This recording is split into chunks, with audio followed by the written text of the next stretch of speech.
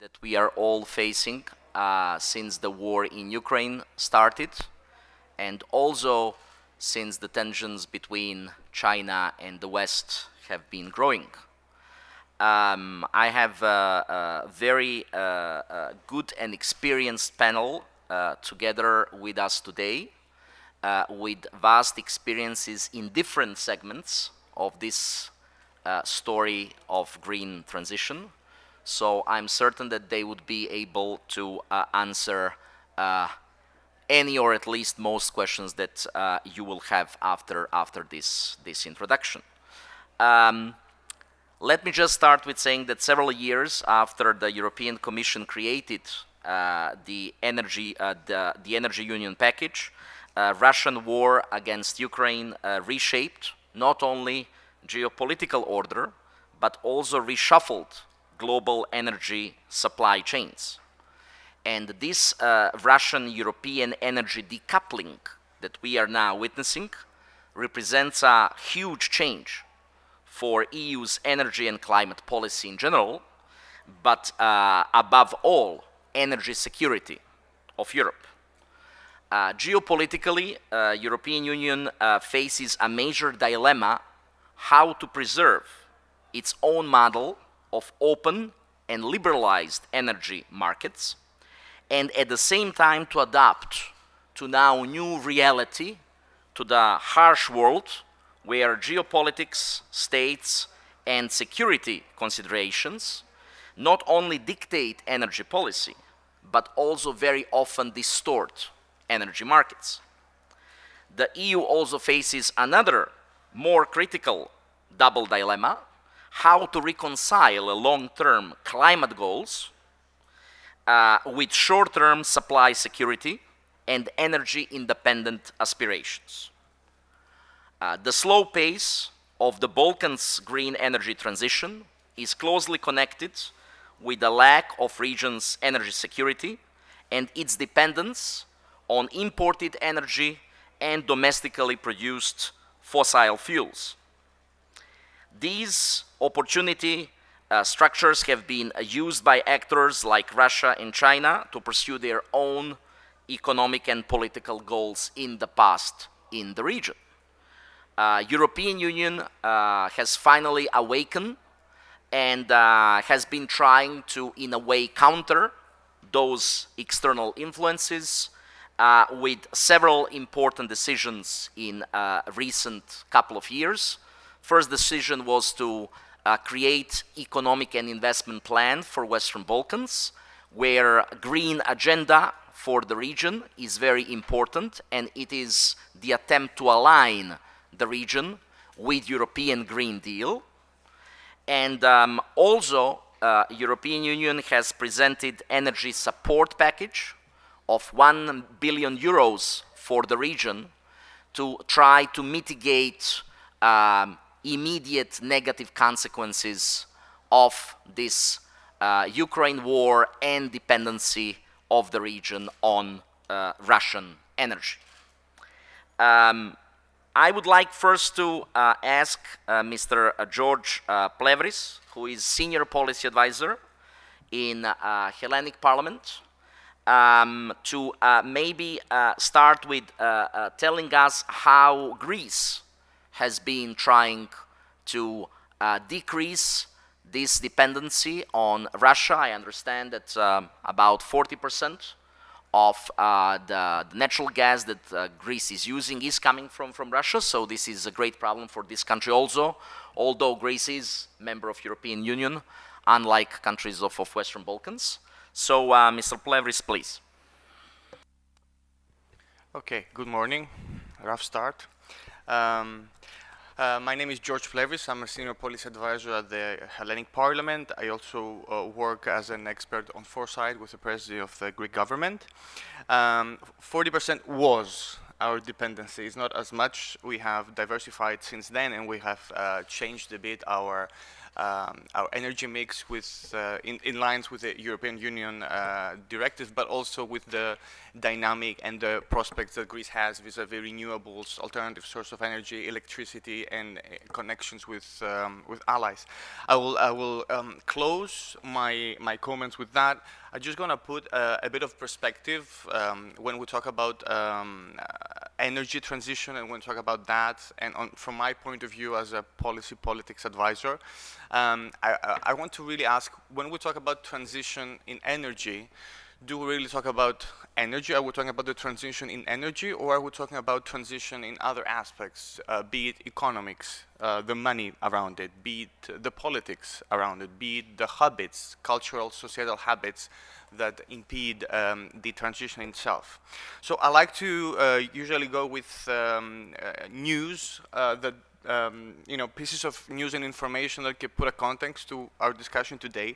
And just out of yesterday's and today's news, just to give you an idea of when we talk about the politics in transition, in Germany, there is right now a rift between the political parties, the SPD and the FDP, about the law on electrical heat pumps that's creating a rift between the stability of a political coalition government in Germany.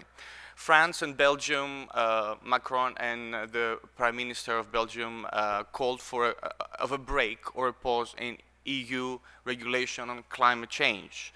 You have Austria that was today slammed by the Commission for not diversifying and not cutting back from Russian dependency in oil and gas. And then at the same time, in the Netherlands, you have a legislation that's going through Parliament at the moment promoting climate goals, but at the same time it brings, of course, taxes to businesses. And then you have the the largest business association in the Netherlands criticizing the government and criticizing the bill. So you see that when we talk about energy and how to move forward, how to transition, and when we focus on this region specifically, you realize that if you move a bit outside and you see the politics of it, you have major players that still have difficulties in coming into terms with what transition means.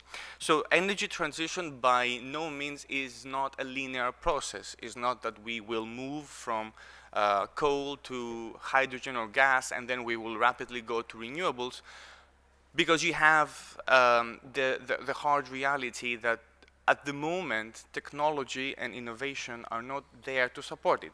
This is not to be considered as something discouraging, but this is a reality that we have to bear in mind when we talk about energy transition, we talk about green energy, when we talk about renewables. For us to reach the goals, the EU goals, the net zero goals, we need to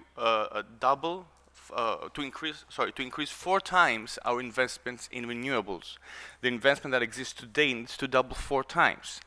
But you see, due to the economic and geopolitical aspects after the invasion of Ukraine, with the political tic-tac between China and the US, there is an impediment and there is a slowing process in the investment towards renewables, because companies come to realize that there is a political risk in doing business in renewables, while the profit at the moment is still high to trade in coal and oil and gas. The big 4 companies made almost 250 billion in profit, which was taxed, was an attempt to tax, and that has shown a trend that major companies are willing to double down on investment because they still see a profit. At the same time, you have the International Energy Association telling you that, be inspiring, be optimistic, but be also realistic. Out of the 50 technologies that are necessary to achieve the transition, to achieve 100% reliability on renewables, only 2 of them are actually in market, are actually developed and are able to be taken advantage. 48 are missing for us to be able to achieve our goals by 2050.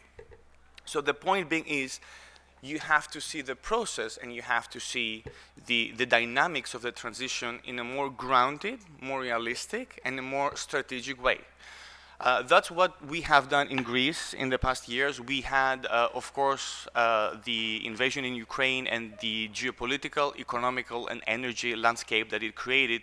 It was a catalyst to push us through, push the European Union through as well.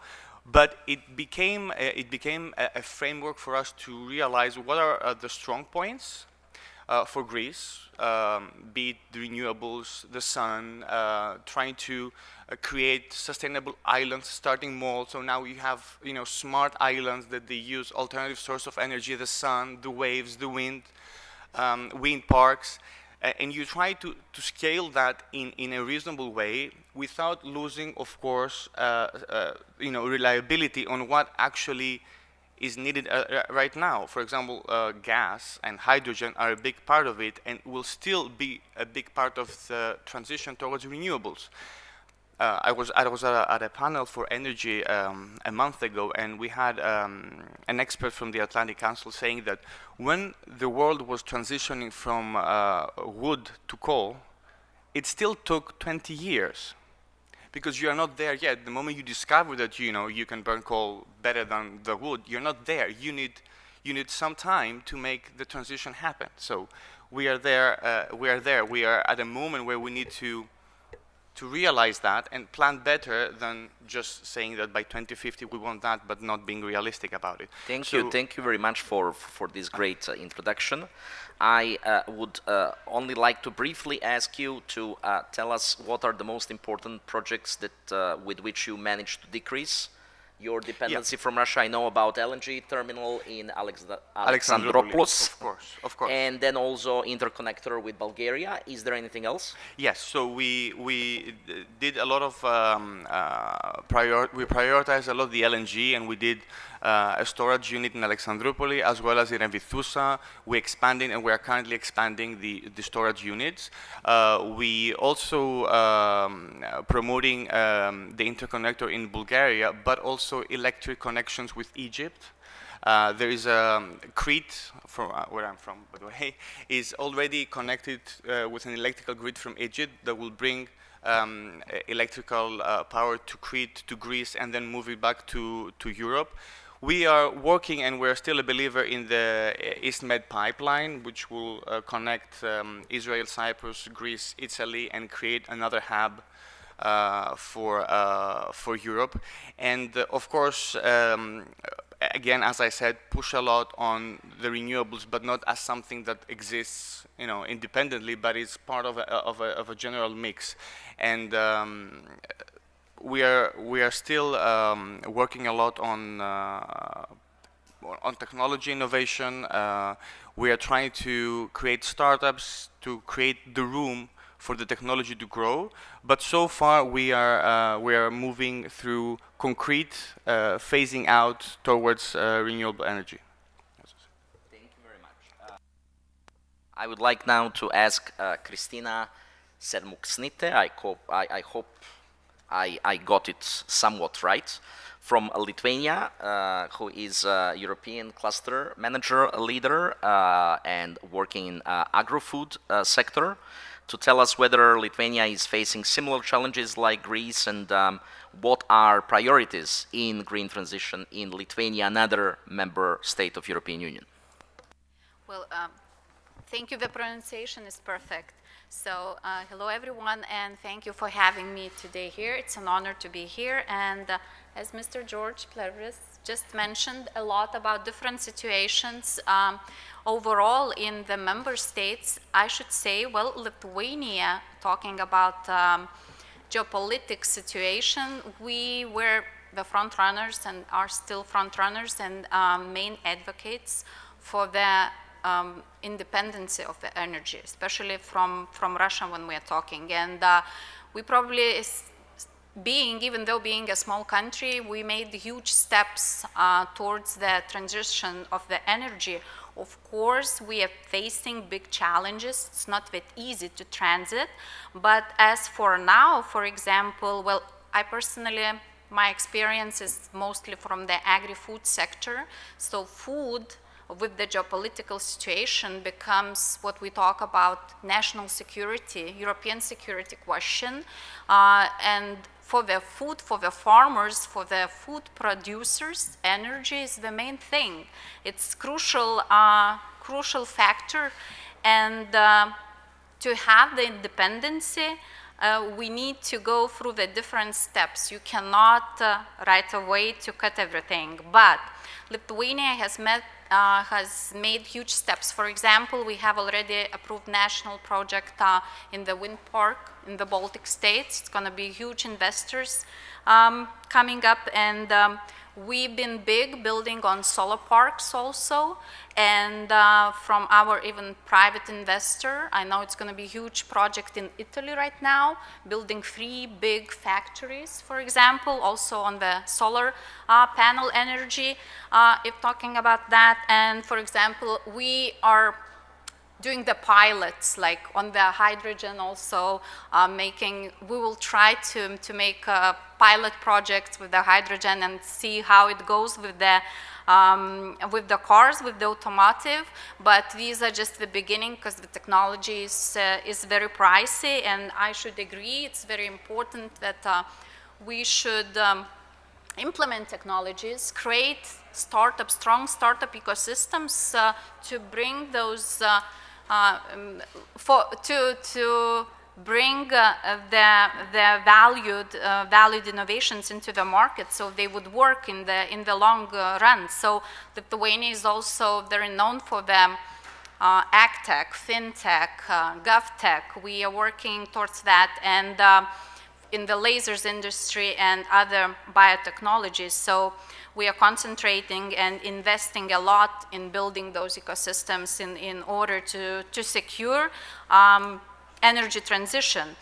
When we talk about transition, of course, we are moving to the net zero, and digitalization is one of the probably expected main factors to help to move to the net zero by the 2050s. So energy stands in the first place when we talk about that.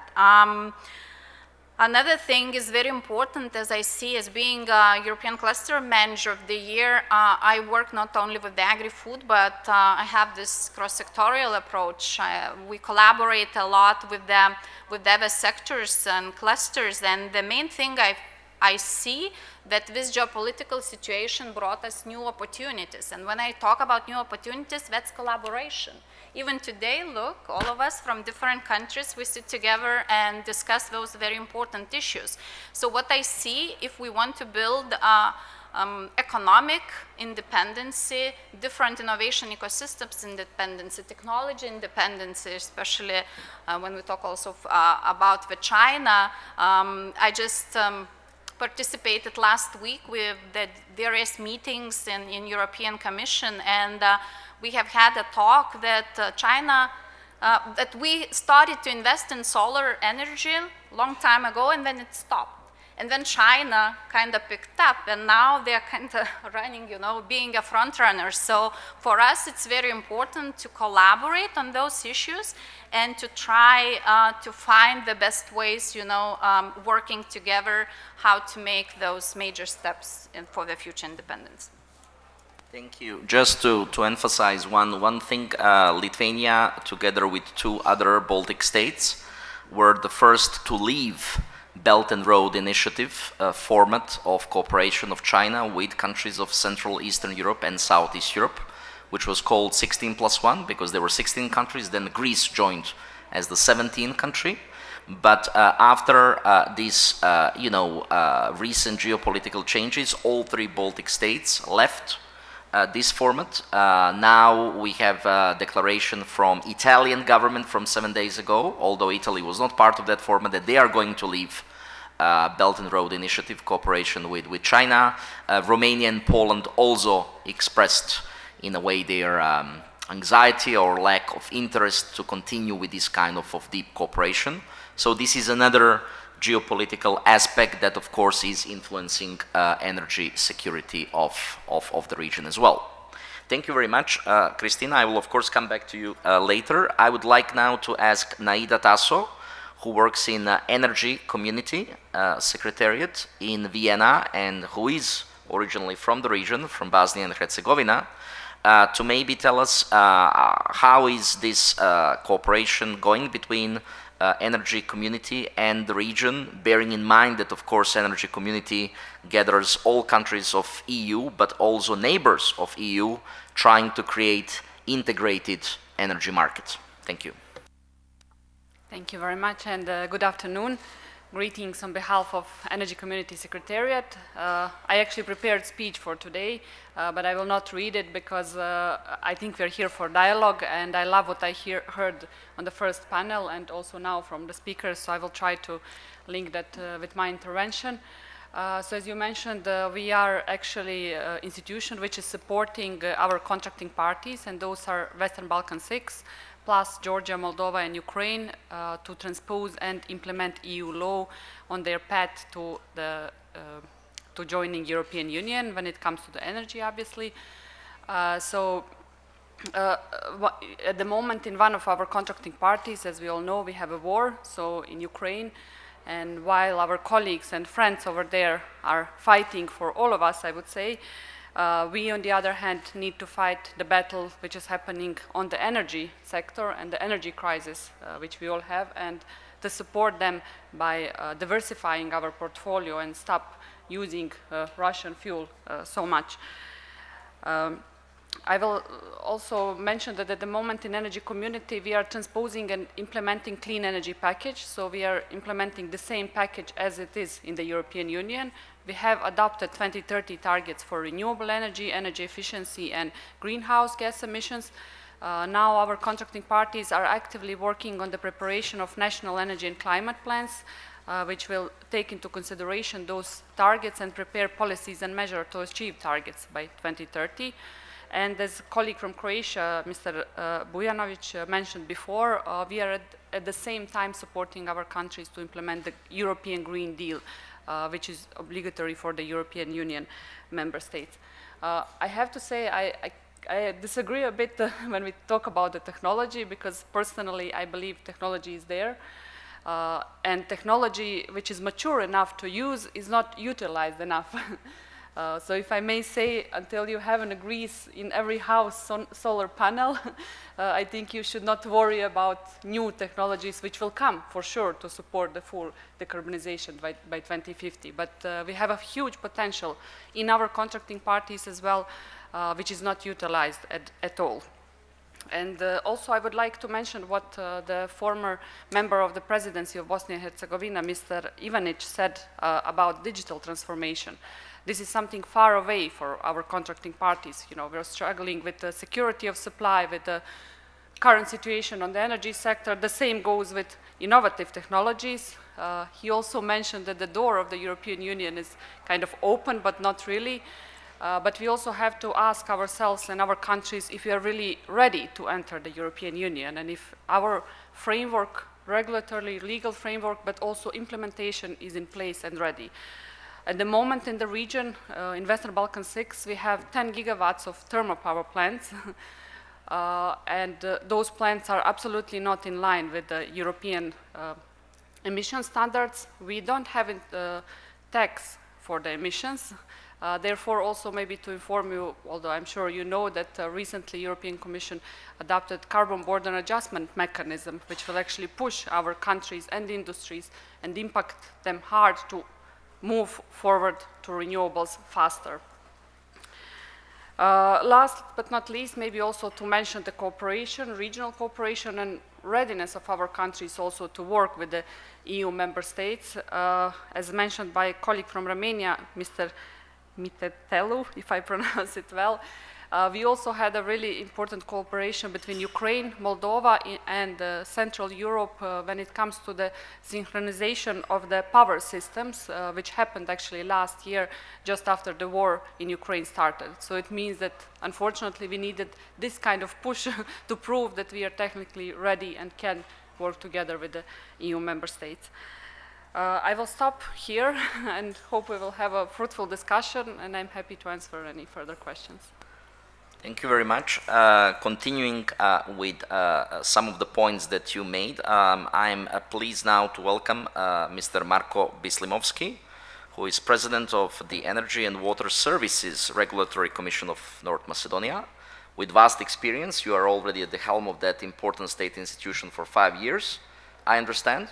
And I think it would be important to hear from you how region sees all of these initiatives coming from European Union, and how ready is the region to really adapt and accept those initiatives. Thank you.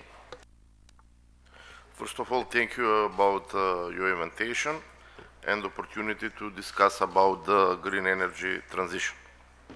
Only one good thing from the energy crisis was that the public and citizens understand that the energy sector is very important for development of the economy in each country.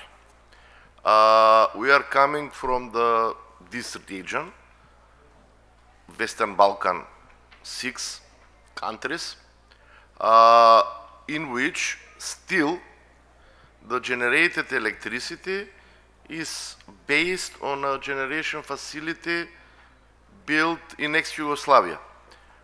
Most of them are thermal power plants, and in the last 30 years, after the independence of the countries, you cannot find a lot of new investment in the big projects for generation of electricity. It was, I don't know, in Bosnia for a new thermal power plant, private investment. In North Macedonia, it was 1 CHP in Skopje, and the others are, most of them are in the renewable energy sources, in wind power plants, and in photovoltaics. The most of the countries are import electricity, and 100%, most of them are 100% of the needs of natural gas, except Serbia, which has and their own sources.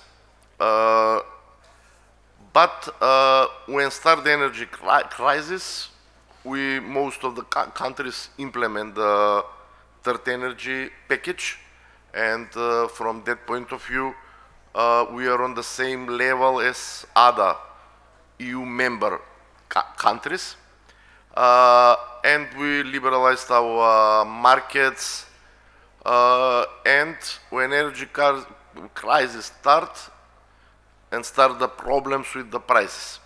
This energy crisis was not crisis related with the security of supply. We have the energy, but the price of the electricity, of the natural gas was 5, and in some periods last year in August and September, 10 times higher than it was in some previous periods. And what's happened, especially in North Macedonia, the private sector start to invest in the photovoltaics. First of all, they put the photovoltaics on the roofs to reduce the cost for electricity. And only for 1 year, our install capacity of total install capacity of electricity generation is increased for 8%, and this trend continued this year, and it will be more than 15%. Also, in this year and next year, we'll start 3 big projects in the country. It will be one big photovoltaic power plant invested by French company Acua, 450 megawatts. Wind power plant invested by German company VPD, 415 megawatts. And also Greek company Mytilineos will build CHP in Skopje with install capacity with 200 megawatts.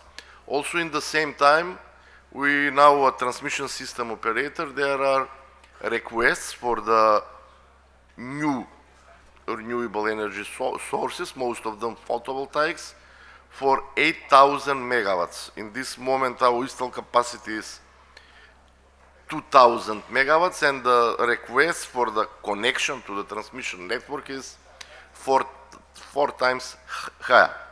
So that will be the biggest challenges in the next period.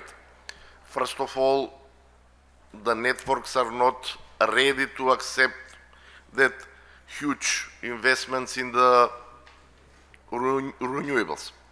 And but we need that energy, and we have to speed up the whole process of the adoption of legislation for the battery storage, and I believe that will be the biggest challenge in the next period. Also, in the same time, we understand that we have to continue with the regional cooperation, and that is we are the part from the Energy Community Secretariat, North Macedonia, Greece, Albania and Kosovo, and I believe in Montenegro, start the process of market coupling of our electricity market. Also, we are in the final stage of preparation, the tendering documentation for building of new interconnection capacity of natural gas with Greece, and that will help us to reduce the risks of the supply of natural gas, taking in consideration that almost 100% of natural gas in our country is from Russia. So this is the very interesting period from the all energy experts. In the last 50 years in the Europe, situation was stable. We have the thermal power plants, nuclear power plants, big hydropower plants. But this energy crisis shows us that we have to speed up the process of the green transition.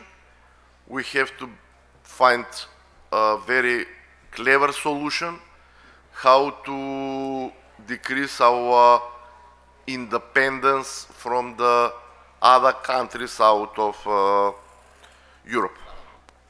Thank you very much for this. I would just like to briefly ask you to comment on this energy support package, which I mentioned, which is 1 billion euros for the countries of the Western Balkans coming from European Union. Okay, thank you very much about your question. 1 billion euros for the Western Balkan 6 countries. It's too low. The total support on a EU level is almost 800 billion euros.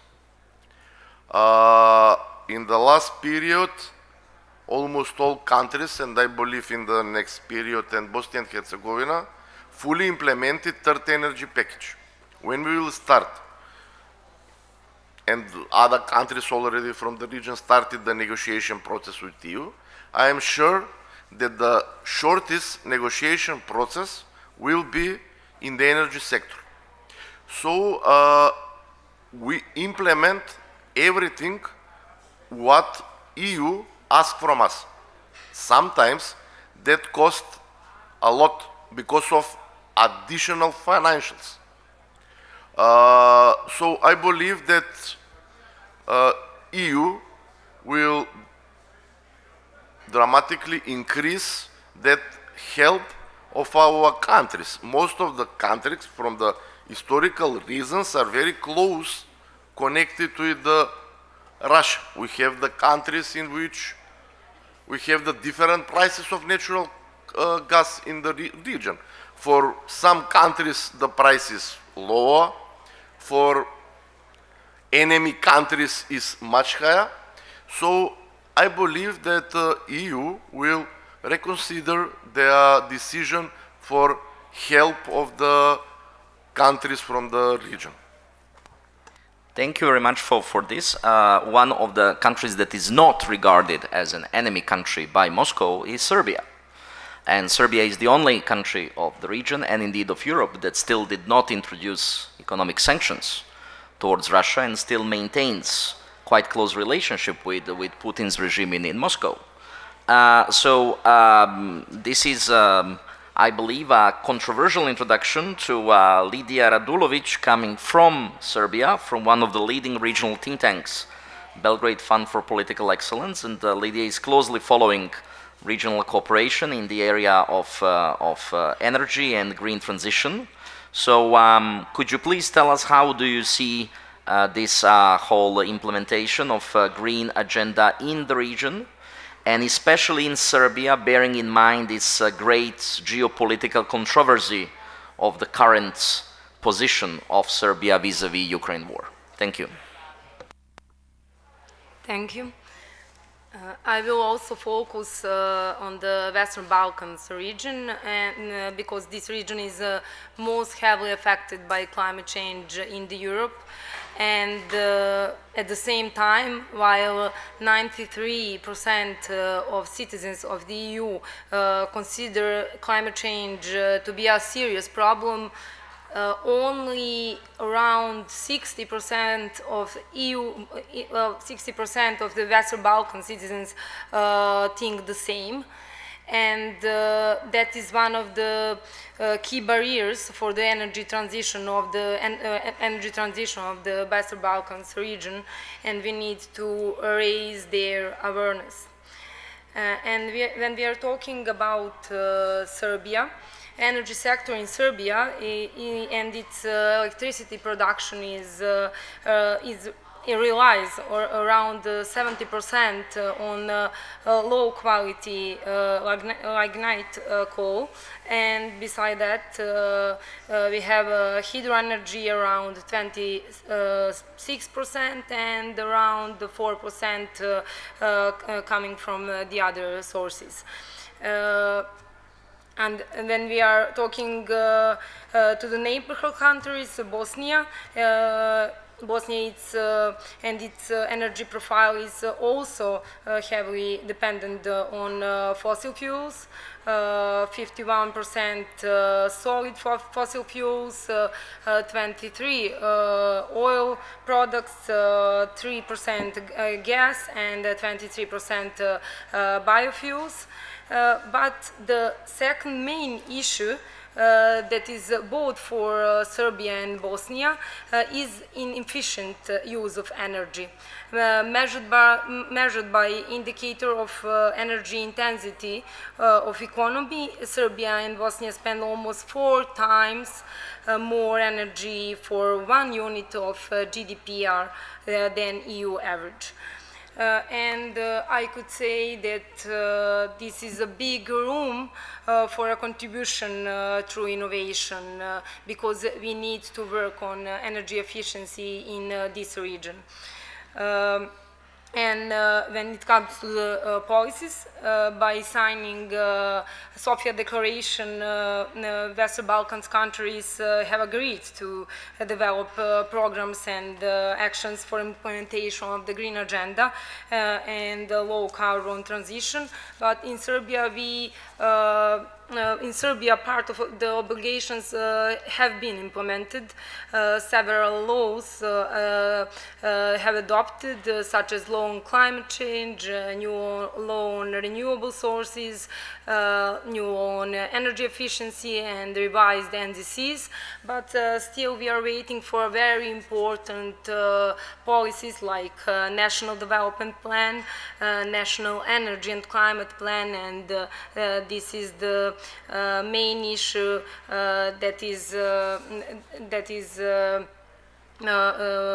main issue that energy communities say that Serbia needs to faster that way, and we are working on a new energy strategy.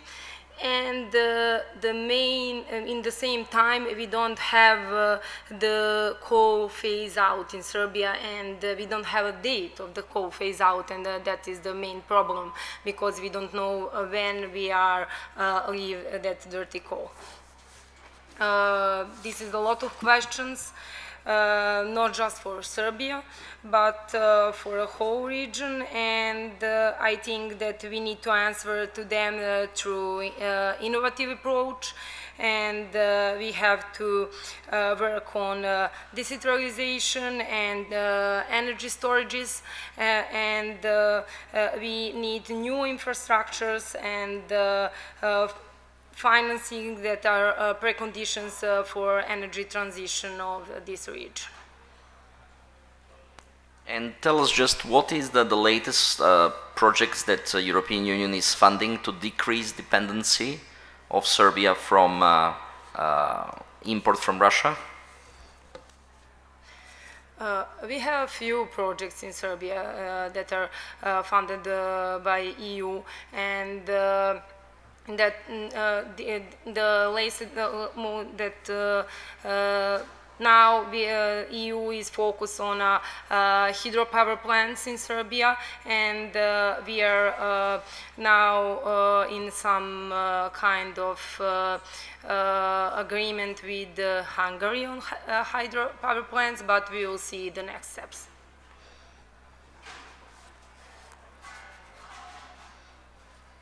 And from what I remember also, I think that a gas interconnector with Bulgaria should be finished by the end of the year, hopefully. By the end of the year, yeah, hopefully. Which would, well, somewhat significantly decrease dependency from Russian gas. Thank you very much. Last but not least, I'm going to turn to Dr. Yorgos Christidis, professor at University of Macedonia, for his geopolitical wisdom and brains, apart from geopolitical aspects of this energy security that we already mentioned. There is one also, and that is probably the rare positive impact of this tragic Ukraine war, and this is that enlargement of European Union is back on the agenda of Brussels and of member states. After a long pause, or I would say even decades of enlargement fatigue, I think that now there are renewed talks about how to push this process forward. Please. Thank you. Thank you for the invitation. I'm also a senior research fellow at the think tank ELIAMEP. I will begin my answer differently, from a different point of view. I think the question how you combine green transition with the challenges, the geopolitical challenges that have been a product of the Russian invasion in Ukraine, and also the challenges of achieving energy security or dealing with the cost of decarbonizing the economic social cost, is a very difficult puzzle. But what do we see in practice? We see in practice that the geopolitical, let's say, aspects of the energy transition are moving much better than green energy. Okay, we are talking about reducing Russian dependency. That has been achieved to a large extent.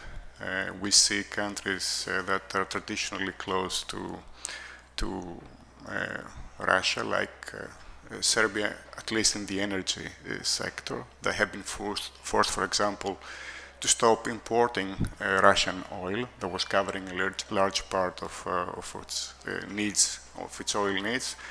And at the same time, although Russia signed in May 2022 a new contract with Gazprom, nevertheless is looking for alternative ways to import gas. But this is the interesting thing. Okay, the geopolitical considerations are moving faster than the green agenda. Why? Because we are moving away from Russian dependency, but not in a way that is compatible with the green transition. Because Serbia, for example, is looking for ways to import again fossil fuels, natural gas, and this raises obvious questions. And I will come back to that if I have some time. The same goes for Bulgaria. We mentioned the new interconnector with Greece. Bulgaria has also signed a couple of more agreements with Greece. One is an old idea that has been resuscitated in a reverse flow, building a new oil pipeline with Greece. The other one is sharing spare space in the Cyprian storage facility that Bulgaria has, together with Croatia. Bulgaria is the only Balkan state that has that ability. At the same time, Greece will provide space at Revithoussa storage for Bulgaria LNG. Bulgaria has also signed an agreement with the Turkish gas company, which has raised a lot of eyebrows to what extent is compatible with EU regulations. And this is another interesting point. We talked about the Western Balkans as part of the energy community, and as a matter of fact, they have also signed the Sofia Declaration, committing themselves in meeting the targets of the green transition and also of implementing EU rules. What we see is that, in many respects, there is a big question mark to what extent regulations, EU regulations concerning energy, are implemented in the region by those aspiring to join, but even by those who are member states, like Bulgaria. One would also would say Greece. One, I think, can challenge the wisdom of Greece putting fossil fuels at its heart of its energy diplomacy. To what extent this is compatible with the green energy targets? Now, the accession process is very central in that respect of the Western Balkan states, and certainly we should move forward from, the point of paralysis that we have been in the last 10 years. Unfortunately, we remember the Western Balkans only for its geopolitical importance, which is very unfair for the region. But nevertheless, it has happened. There's a positive thing. Now, accelerating the accession of the states will also provide more means to those states to deal with the very difficult issues. We talked about modernizing the energy infrastructure. They must have access to funds, which they don't have right now. And here is a very interesting discussion about how actually to allow a faster integration in specific areas for the Western Balkans that will provide them with access cohesion funds, for example, to move forward with the modernization of their energy infrastructure. So the accession process is very crucial, even in terms of moving forward with the targets set by the Green Agenda. And this is very important to remember. Now, I have to close with a general observation. Okay, recently we had, by a UN agency, a report that is warning us that within the next 5 years, we're going to reach the 1 point Celsius compared with the 1850s mark we have put, which means in terms of consequences for the environment, for water, for energy, for food security, the consequences might be dramatic. So the question mark that many people posed, even especially young people, to what extent the governments realize the urgency of climate transition? To what extent do they treat the issue with the urgency they demand? Because they don't seem to realize it's an existential issue.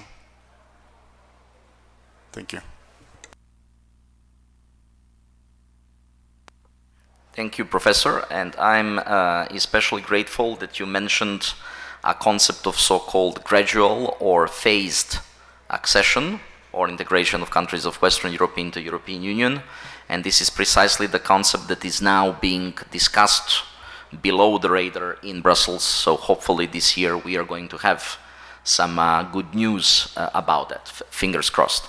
Now I would like to open the floor for a couple of questions from the audience before giving the time for last remarks from our panelists. Please. Please. Mike, please.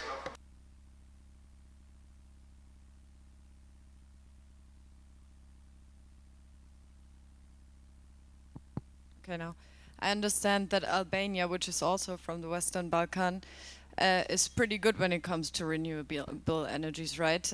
With over 90% from hydrogen. How could the Western Balkan states cooperate with each other and within only the Western Balkan in order to be less dependent on the EU or Russia or any other bigger players? How would a possible cooperation look like? Thank you. Any other question?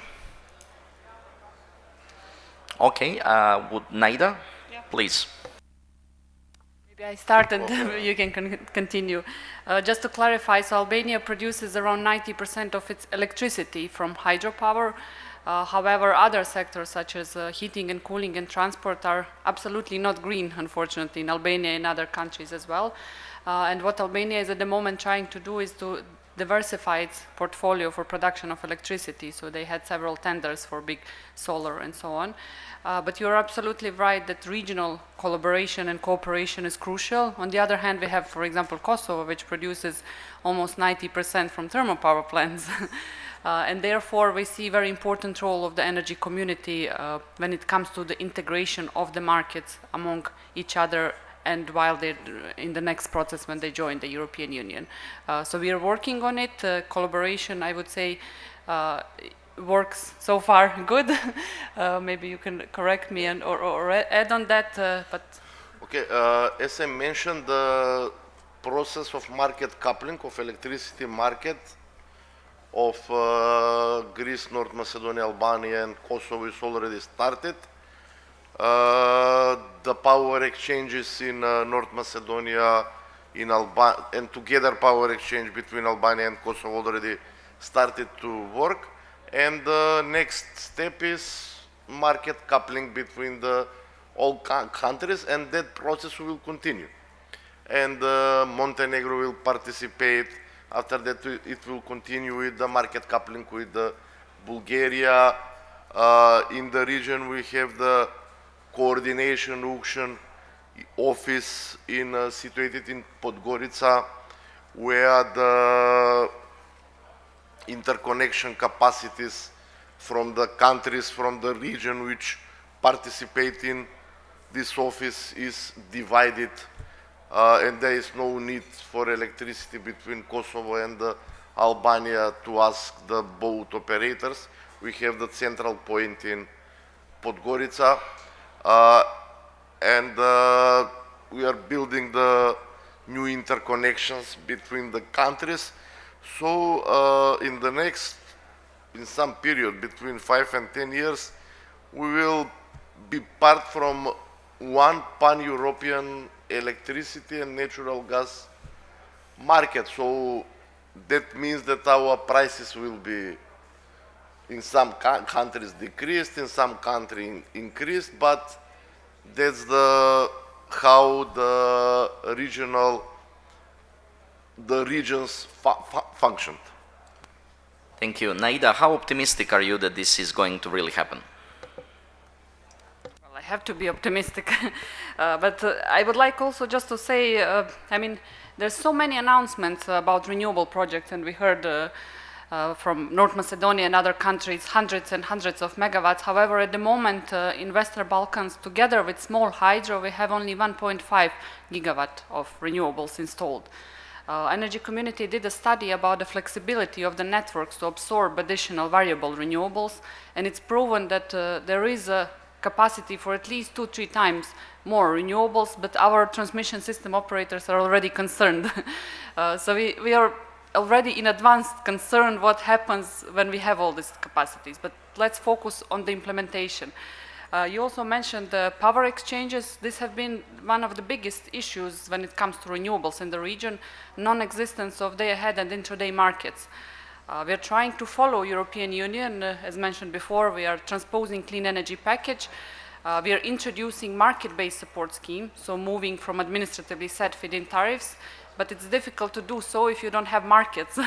And then markets, again, is crucial for coupling among contracting parties, but also with the European Union. And I will maybe just briefly mention, yes, and the key thing that we, I think, did not focus enough today is the importance of the participation of consumers in the energy transition. So self-consumption, energy communities, these are all concepts introduced by the Clean Energy Package. We have a challenge to empower our consumers in the region because, unfortunately, in most of the countries, we have regulated prices for households. So, of course, then it doesn't pay off to install a solar panel and paid it off for 50 years. So this is a big challenge that countries need to tackle. And the other aspect which we will have to face, and I'm glad to have a colleague here from agricultural sector, is actually land use, because we're in Western Balkans, at least, we're small countries, you know, and we will at some point energy project will have to compete with the food. And we know who win over there, right? We need to eat. So we need to find the new solutions and combine these two. So there are already on the market agriculture, energy solutions, and for sure we will hear about that more. But I think the crucial is cooperation among sectors, cooperation among countries, and of course to proceed on the path to join the European Union, because this is in the end the only perspective our contracting parties have. Thank you.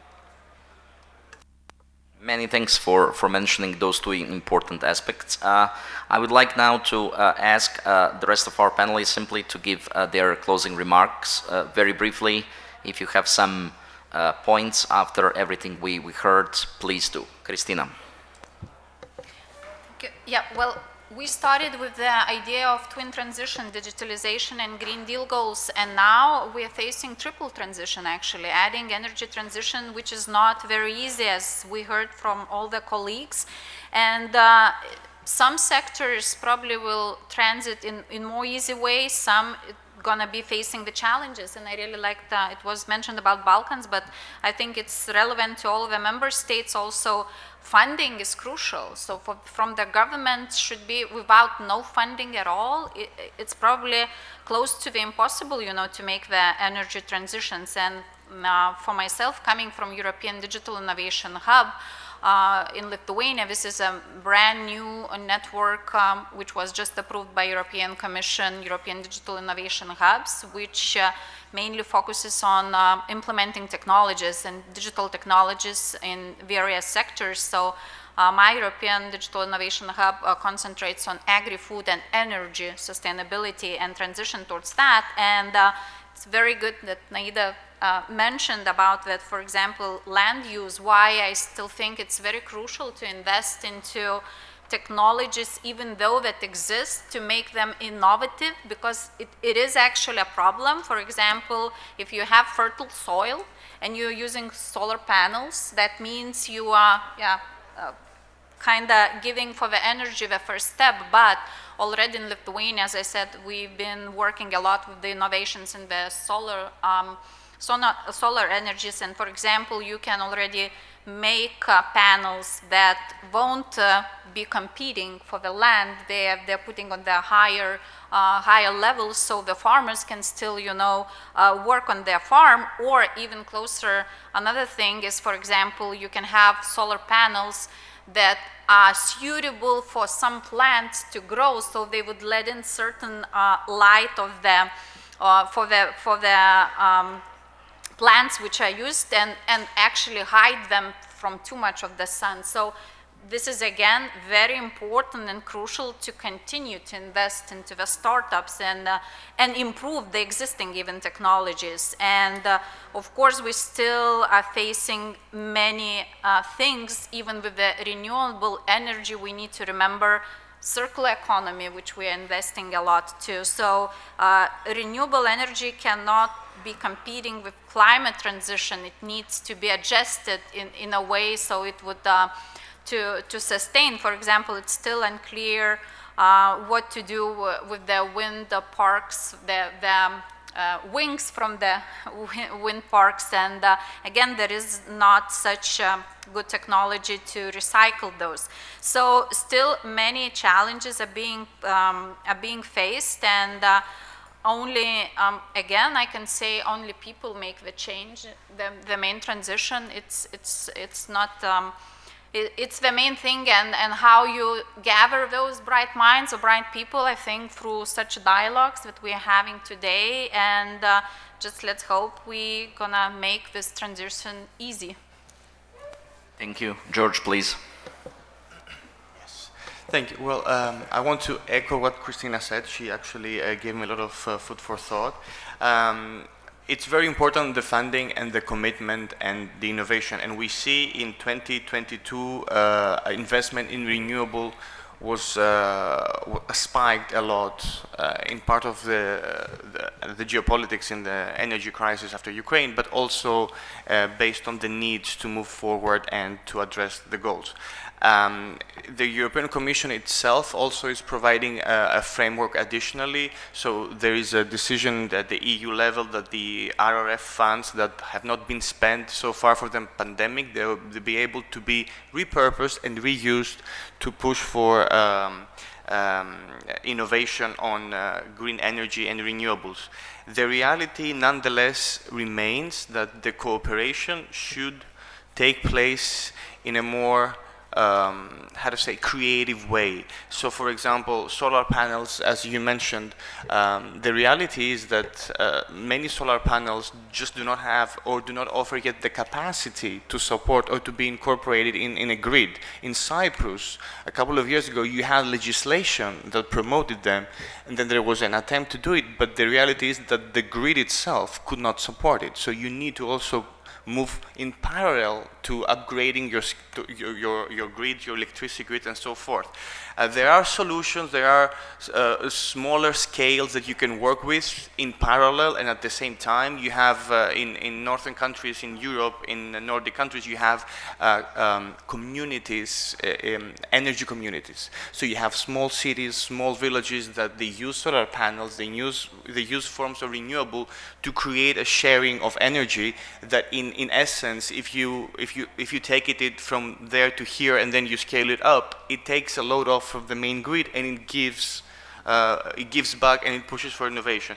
So I think to sum up, the key is to be, in my opinion at least, to be more realistic, to be more pragmatic, to know what you're talking about, set the goals.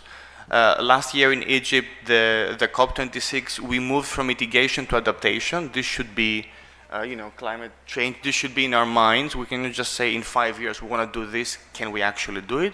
But nonetheless find ways to work together, take advantage in the region, be it the sun, the sea, the alternative sources, and just move forward.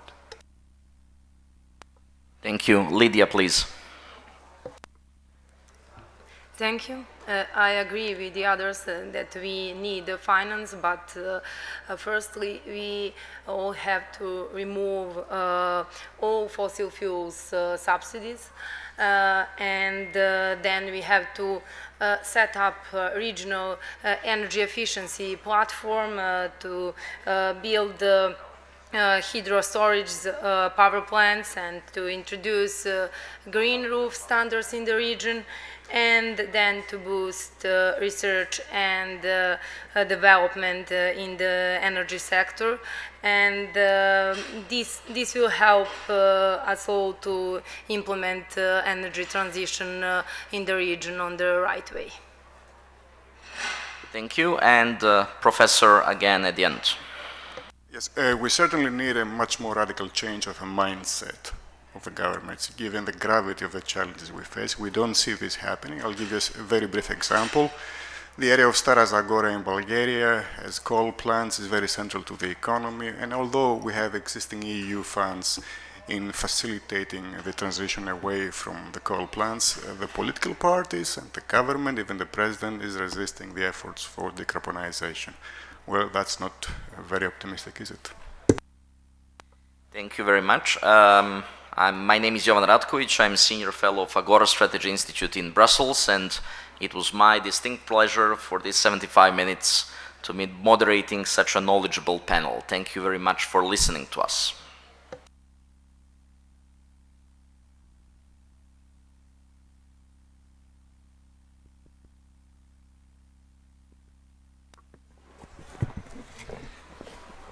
Thank you very much, Jovan. So a few words about the program.